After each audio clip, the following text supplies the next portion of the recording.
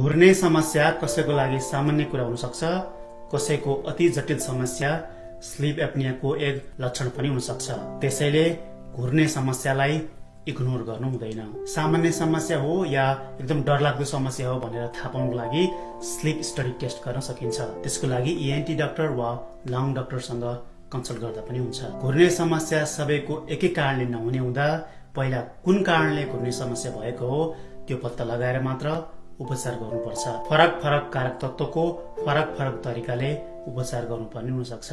घुर्ने समस्या दिने केही कारणहरू हुन्। मोटोपनको कारण, घाँटीमा बोसो बढेको कारणले, राति सुतेपछि सास लिँदा र फाल्दा बीचमा बाधा पुगेको कारण, तर्कुला ठुलो भएको वा उत्तानो फर्केर सुत्दा तर्कुला अलि बढी झोलिएर सास फेर्दा बाधा पारेको कारण, भाइब्रेसन पैदा भएर, सुतेपछि जिब्रोको पछाडिपट्टिको भाग अलि धेरै लत्रने कारणले सास रोकिने भएर, रुगा लाग्दा, पिनास हुँदा वा नाकभित्रको हड्डी हल्का बाङ्गिँदा नाकभित्र बाधा पार्नाले लगायत अन्य धेरै कारणले घुर्ने समस्या हुन सक्छ र स्लिप एप्निया हुन सक्छ।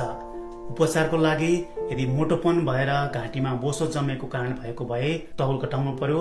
सकेसम्म 70 केजीको आसपासमा राख्नु पर्यो। कसैको उत्तानो नसुती दायाँ वा बायाँ फर्केर मात्र सुत्दा पनि कम हुन सक्छ।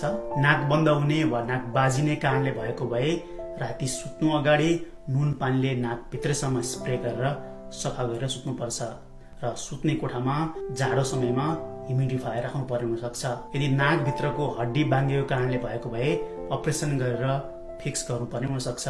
कसैको सुत्ने बेलामा पल्टेपछि नाक भित्रको भित्री भाग साँघुरिएको कारणले भएको भए नेजल स्ट्रिप्स वा नेजल ब्रिथ एड डिभाइसहरू प्रयोग गर्न सकिन्छ। भित्रको तर्कुला अलि बढी झोलिने वा बारम्बार टन्सिल्स सुन्निने कारण भएको भए अपरेसन गरेर फिक्स गर्नुपर्ने हुन सक्छ। जिब्रोको मांसपेशी पछाडि झोलिएर भएको घुर्ने समस्यालाई वा अन्य कारणले भएको भए पनि कुनै समाधान नभएमा CPAP मसिनको प्रयोग गर्नुपर्ने हुन सक्छ। प्रत्येक रात जिन्दगीभर स्लिप एप्निया समस्या हो भने त CPAP मसिन प्रयोग गर्नै पर्यो। यस्तो मसिन प्रयोग नगर्ने भने शरीरमा अन्य किसिमका धेरै समस्याहरू दिन पनि सक्छ। त्यही भएर घुर्ने समस्याले सामान्य समस्या हो भनेर हेलचक्र्या गर्न हुँदैन।